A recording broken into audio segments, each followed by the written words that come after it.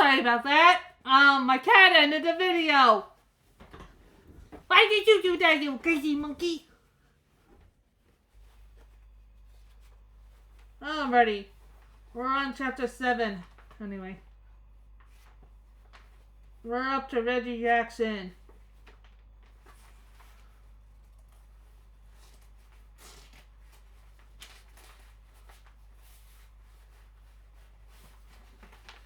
Alrighty. So this is where we left off. So now we're on.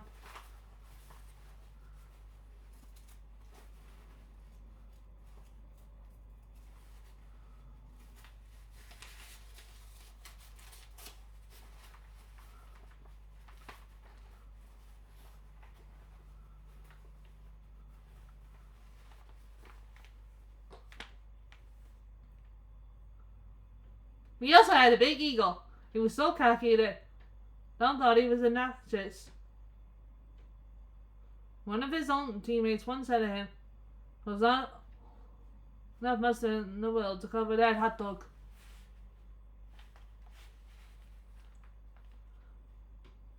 Jackson knew that New York was the most exciting city in the major leagues. Several years before he had said, "I played in New York, they'll make a candy bar at the knee." George Steinbrenner decided to test that theory and contacted the slugger and made an offer. Even though the Montreal Expos offered more money, Jackson signed with New York on Yankee pinstripes for the first time in 1977. But not everyone welcomed Jackson. Billy Martin resented him.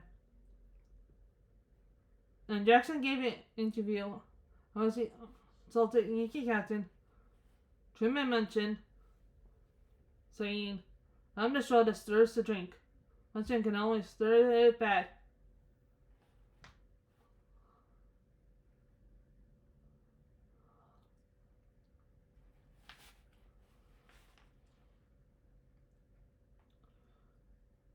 Clubhouse Stipha often leads to poor performance.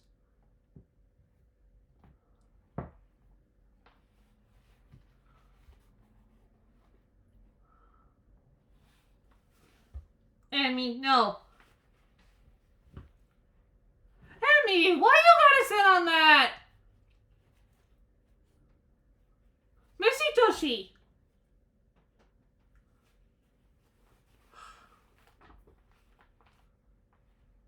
Hey.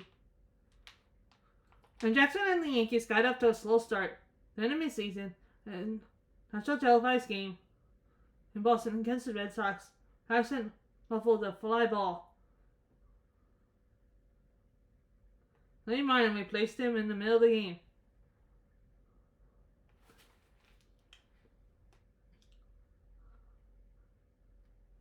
He and Jackson argued in the dugout, or nearly got into a fight.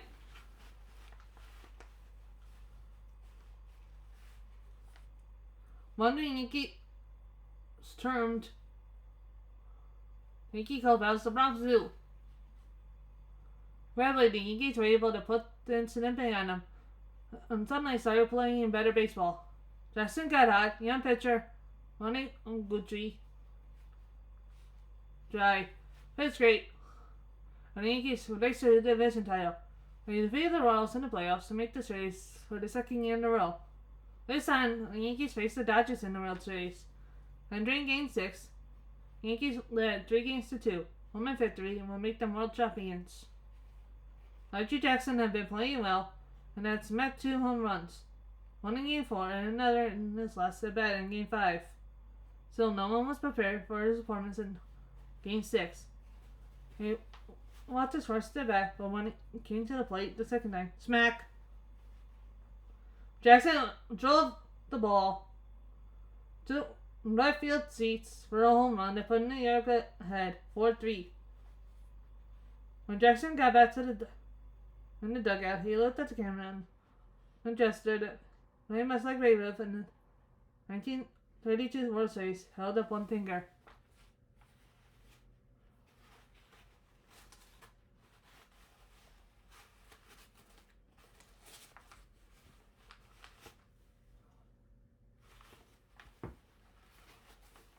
One sec.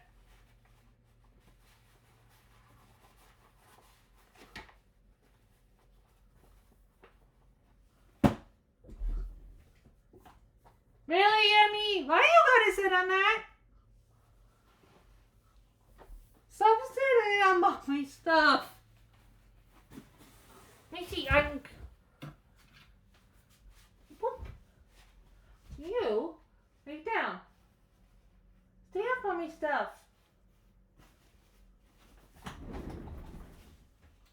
Aye. Calm down. You want your toy? You want your toy? Yeah, there you go. Entertain the viewers from behind my chair. Good girl. Now stay up on me stuff.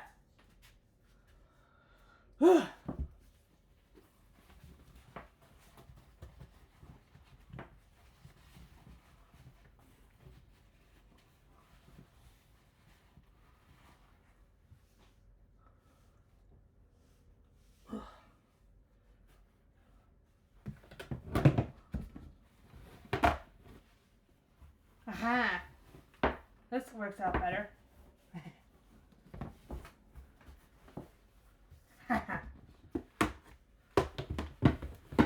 Oop.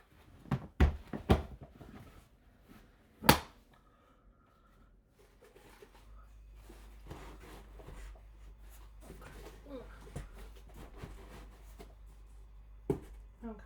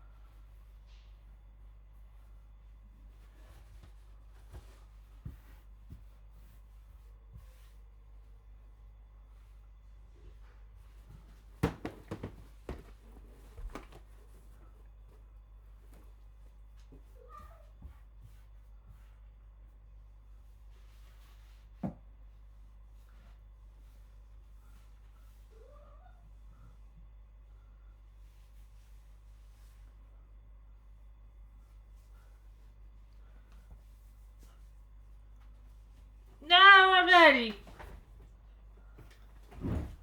Sorry about that.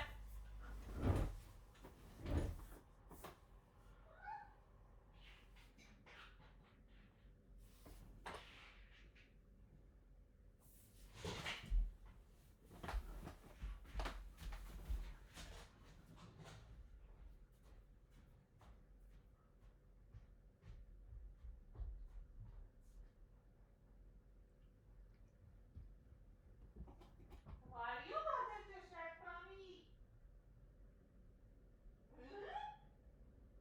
Stop it. Stop it.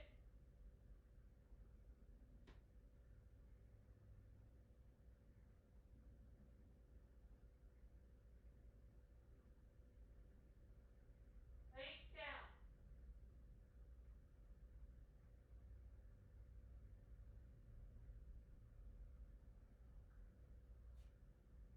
You behave.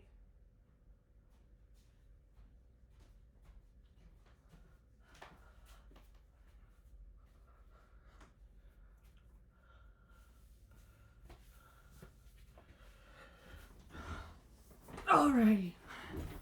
Sorry, both cats are distracting me. I'm getting this done. The cats have caused confusion and delay. Which would anger the pet controller. There's a reference to me.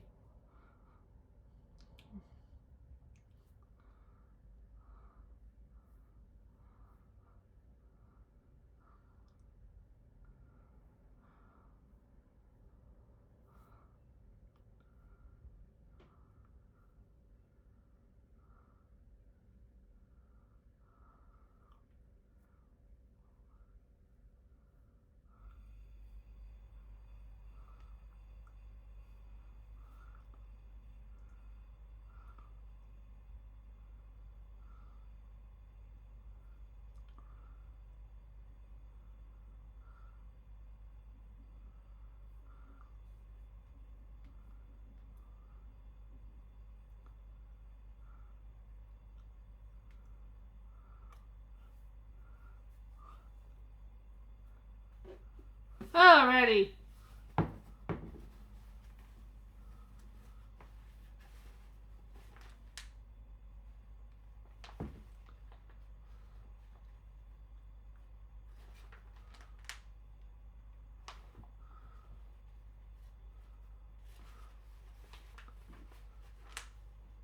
That's just one, the jester seemed to say. He came up to bat and then again later. Once again he swung on the first bench he saw in the square. Boom!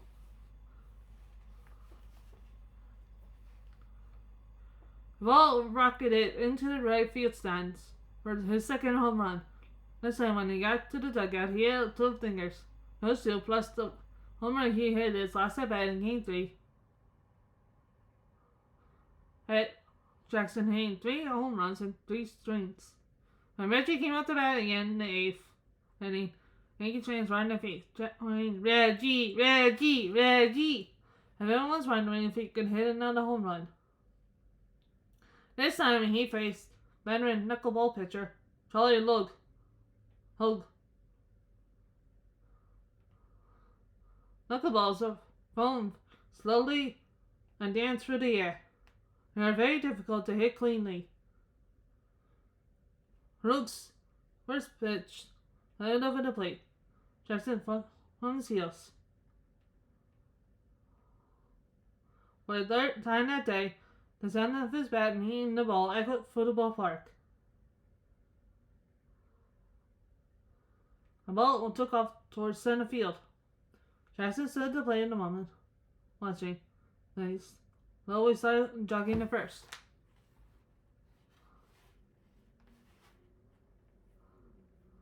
Fans saw the ball go up and up and then start to drop down. It finally clattered to earth. Beyond the center field fence was one of the longest home runs in history of Yankee Stadium. Jackson had 4 home runs and 4 swings in the World Series, 3 in one game. As smooth as ever, Jackson held up 3 figures when he got to the dugout. Even the Dodgers were impressed. First baseman Steve Grady admitted that after Jackson's 3rd home run, he had left for the Yankees. New York won the game and the World Series, and Jackson earned a new nickname. The best side called him Mr. October. In the offseason, Reggie's prediction of long ago came true. A candy company began manufacturing candy bars called Reggie. Thousands were given away on opening day Yankee Stadium in 1978.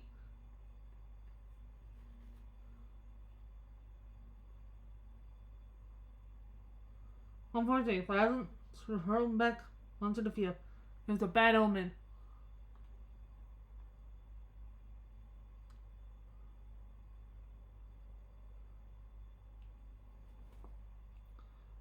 Early in the season, nothing went right. The Yankees were in handing, and every pitcher except one good Dry had a sore arm.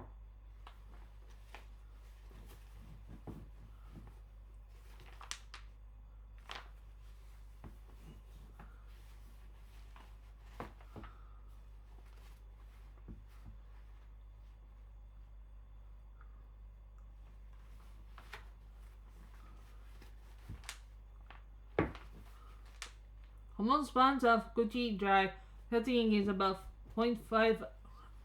Although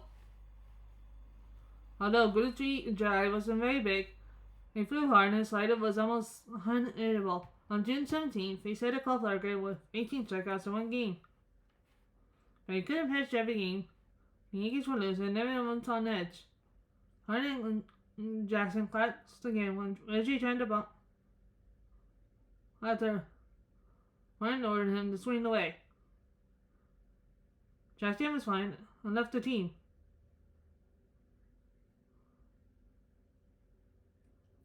When George Steinbrenner appeared to back Jackson, Martin said that Jackson and the owner deserve each other. One's a born liar, the other's convicted. Steinbrenner was sensible about his criminal record and he fired Martin. Replacing him Bob Lemon was calm as with Aston Martin was intense and emotional. Once again, clubhouse infighting seemed to about destroy the Yankees' chances that season. In fact, at one time,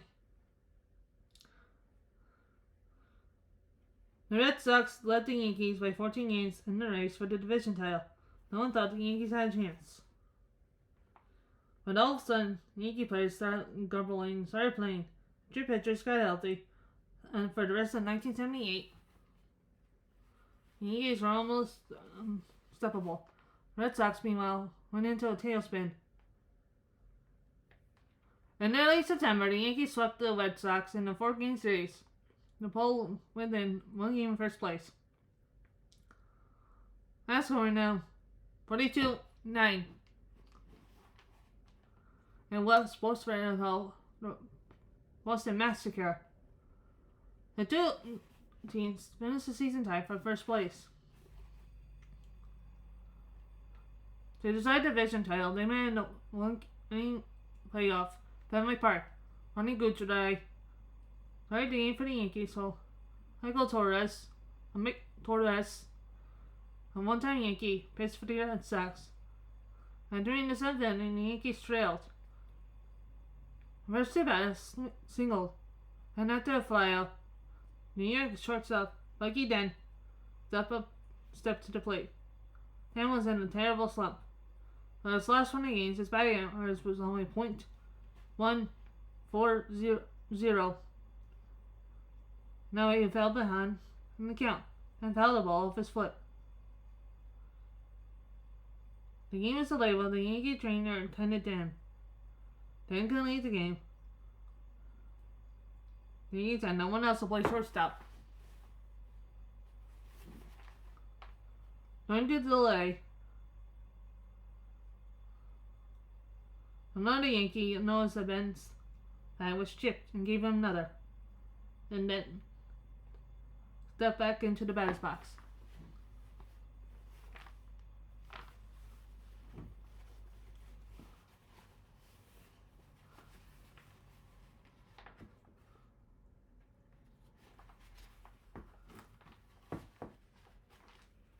Michael Torres in the front of pitch the whole time he was waiting.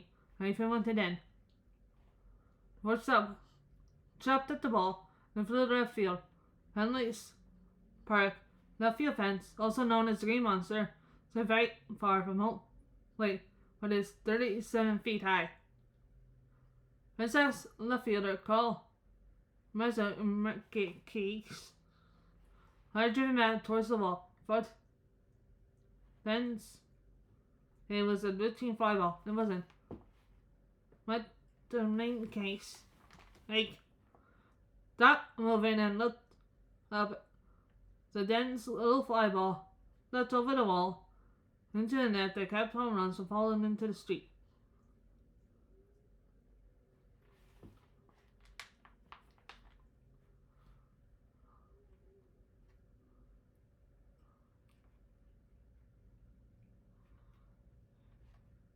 Home run! Home run!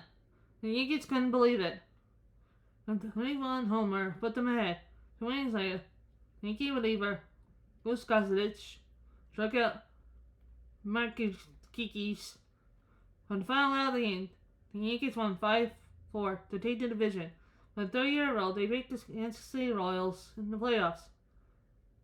Then they faced the Dodgers in the World Series for the 2nd time in many years. After dropping the first 2 games, it appeared the Yankees will, as if the Yankees will lose this time around. But these Yankees have been coming back all year long. They didn't quit when they trailed the Red Sox by 14 games, and they're going to quit now.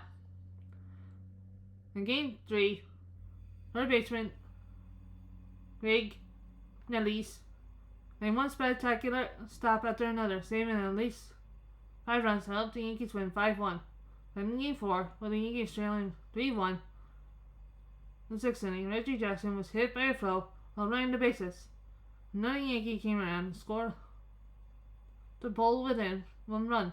Haley won the game to tie the series. Now the momentum was on New York's side. in games 5 and 6. Backup infielder Brian Dole. Playing place of injured second baseman Willie Randolph. And rejuvenated Lucky Den. He's hampered. Dodger pitching. The Yankees swept to victory. To the series, Dole said, "I feel like Cinderella." So did Yankee fans. Fortunately, the clock was about to strike midnight.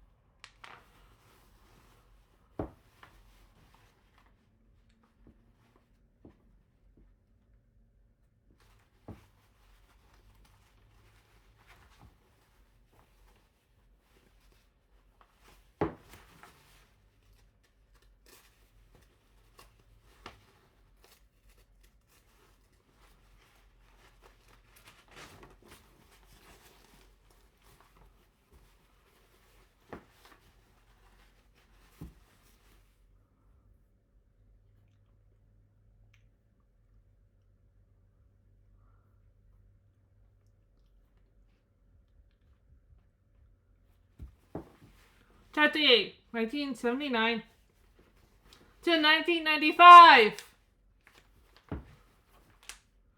Rebuilding. Although people criticize the Yankees for being the best team money could buy, it was hard to argue with the results. After winning 2 consecutive World Championships, the Yankees seemed poised to win more. But the Yankees failed to realize that their recent success had to do as much as playing together as a team as it did bet money. Over the next few years,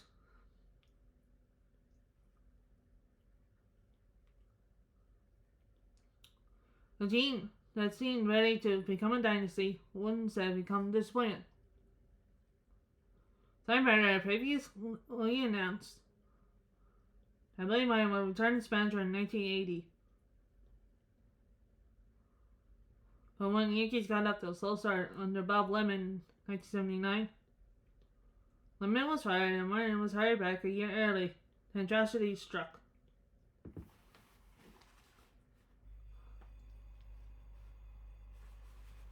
Yankee captain and catcher Julian Munchin had recently acquired his pilot license so he could spend more time with his family.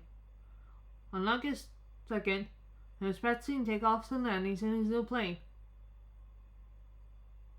But during one landing, the plane lost power, skidded off the end of the runway, and burst into flames. Munson was killed.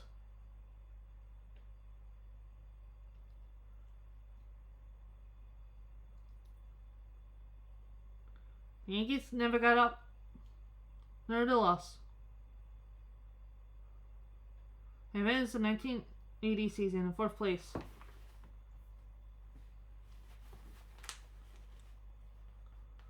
Enough season. Billy Martin let his friendly temper get away with him, got a fight with a marshmallow salesman. Steinbrenner fired him again, replacing him with coach Dick Weiser. At the same time, the Yankees made a speed of trades, free agent signs by Swing Train, and an entirely different team.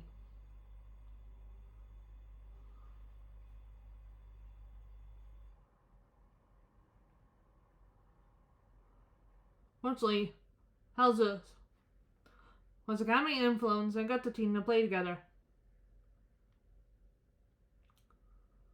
Eddie Jackson had a special year at 3.300 and cracking 41 home runs. The Yankees won the division with 103 victories and prepared to face the Royals in the playoffs for the 4th time.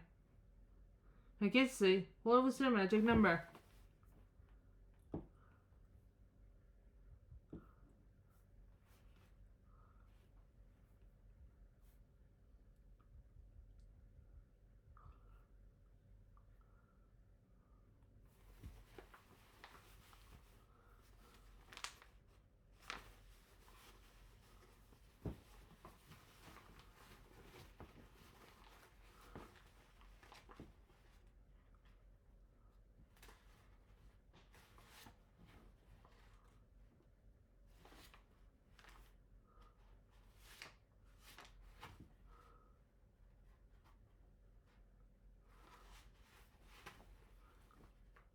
Fourth playoff meeting.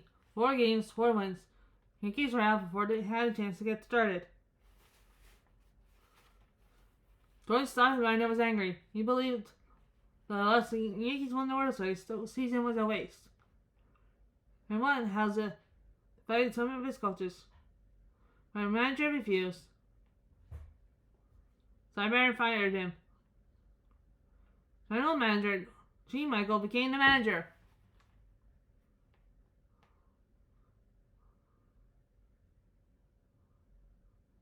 Steinbrenner also decided the Yankees needed to groom a new star to take over for the aging Reggie Jackson. San Diego outfielder Harry Whitfield was a free agent, an incredible athlete. Whitfield went college straight to the major leagues without playing in the minor leagues. He also been drafted by the NBA and the NFL. Steinbrenner outbid several teams. When Whitfield became a Yankee in 1981. That season was marred by a players' strike that started on June 12th and lasted until July 31st. Hundreds of games were canceled, millions of dollars were lost, and countless fans felt betrayed.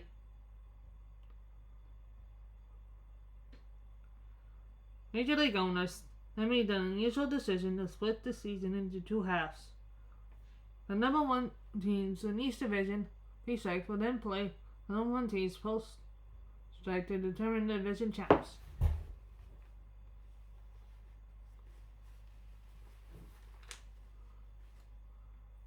The Yankees were the top-ranked team of the American League East for the first half. The Monkey Rose took the spot for the second half. When the 2 met for the playoff, the Brewers' record was 3 wins better than the Yankees. But that didn't matter. The Yankees beat them 3-2 and advanced the ALL Championship Series. In that contest, they swept the Oakland A's in 3 straight games. Once again, the Yankees were going to the World Series. But after winning the first 2 games, the Yankees lost the next 4. Harry Whitfield had a terrible series. He had only 1 hit. Steinbrenner himself embarrassed the Yankees by getting into a fight with the fan.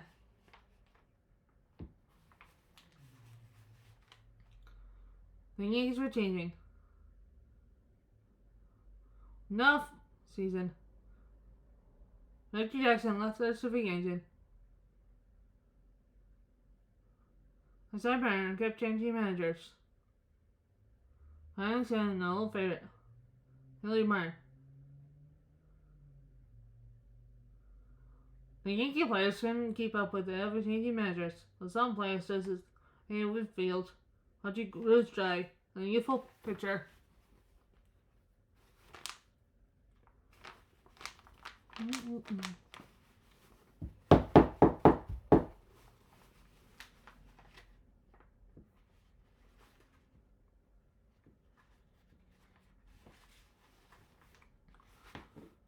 Dave IG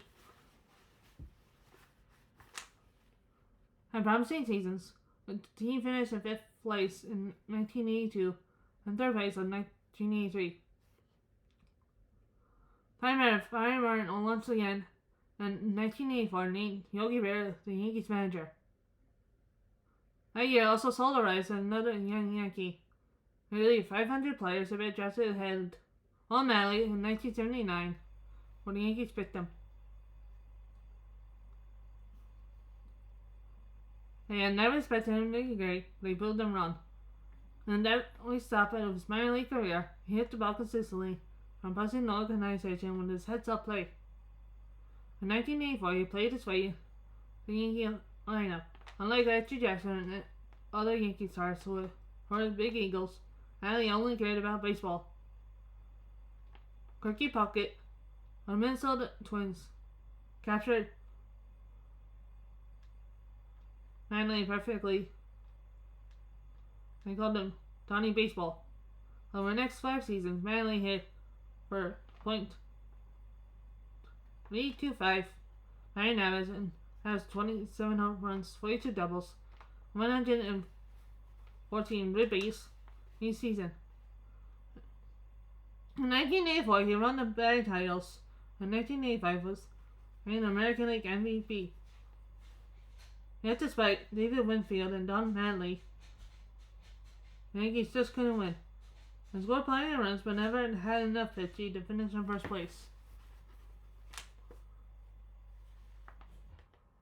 There were consistent shakeups to the cup too.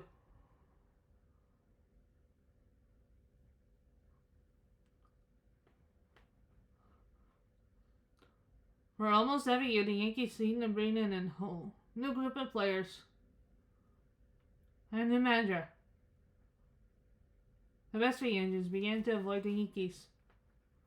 As a result, the Yankees kept coming close and just in the playoffs from 1984 from 1988. They won 85 games.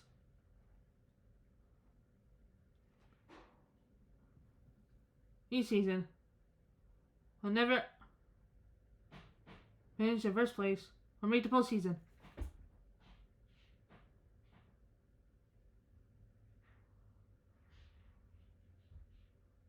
Once beloved in their hometown, the Yankees won those advanced to the New York Mets, who won the World Series in 1986 over the Boston Red Sox. The slide continued in 1989 when the Yankees finished below .500. And then in 1990, George Springer once again was suspended by baseball. He embroiled in a contested dispute with David Winfield and made a bad choice to have someone investigate the player. Yankee fans tired of Steinbrenner's antics and supporting the losing club, when the suspension was announced at Yankee Stadium. The Royal Club completely collapsed that year. They finished with a record 67-95, the worst record since 1913.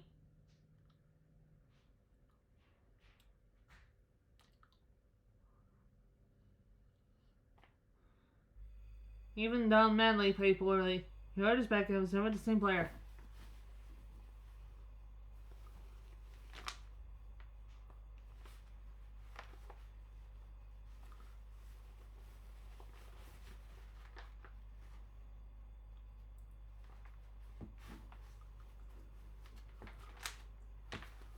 In the wrong run, however, they also started trying to look out for the best. One reason the Yankees hadn't won in recent years because we usually trade their best prospects for veterans. But during the suspension, Steinbrenner wasn't allowed to have anything to do with the Yankees. The team decided to build for the future. And by 1992, the efforts started to pay off. That year, new manager Buck Showalter was let down. Showalter managed in the Yankees minor league system. He had faith in the team's young players like outfielder Bernie Williams and pitcher Andy Pettitte. These youngsters were supplemented by veterans like outfielder Paul O'Neill, pitcher Jimmy Kay, and third baseman Wayne Wilkes. Steinbrenner's suspension was ended in 1993. The Yankees were on their way to being respectable again, and by 1994, the team was shooting for the playoffs. Then season disaster struck in the form of a labor dispute between the players and the owners. When two sides battled, baseball ground to a halt. Eventually, the main games of the season and then the World Series were cancelled.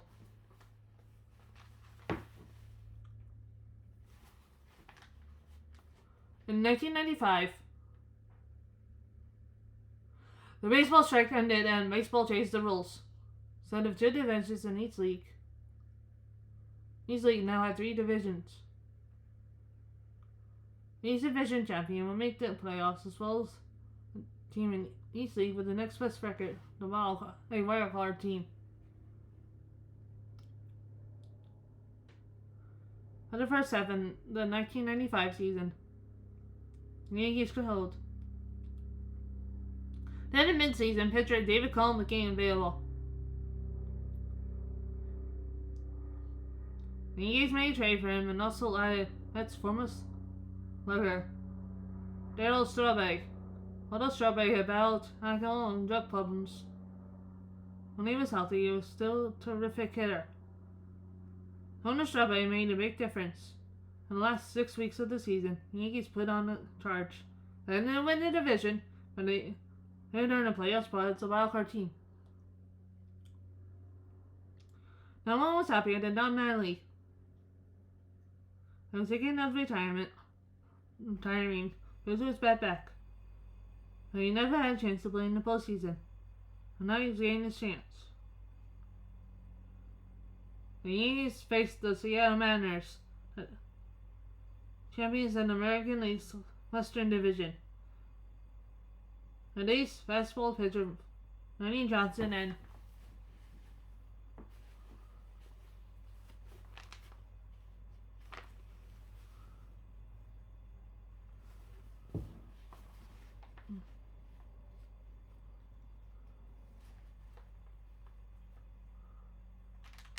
outfielder Kent Griffin Jr.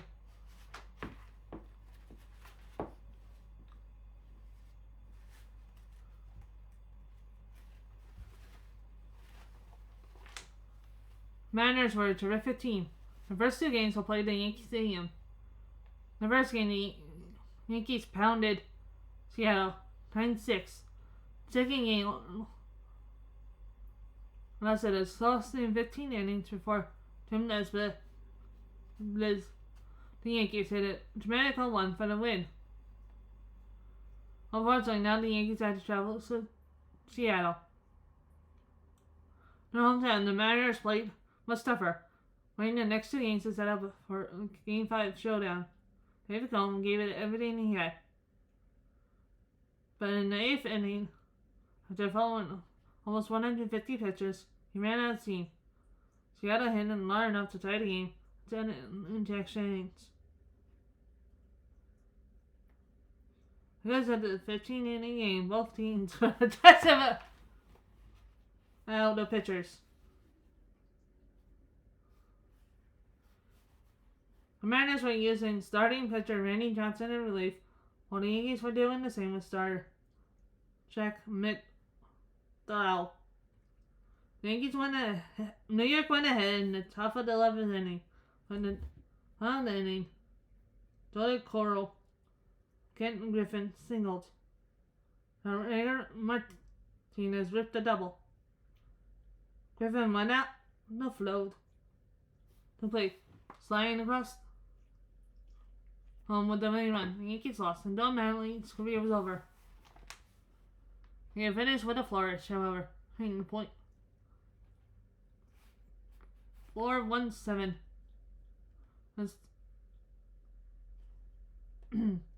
series with 10 hits and 6 ribbies, even smacking 4 doubles and a home run.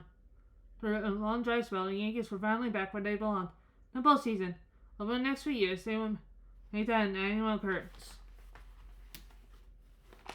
And that's it. Be back next week with the final chapter, Chapter 9. Goodbye.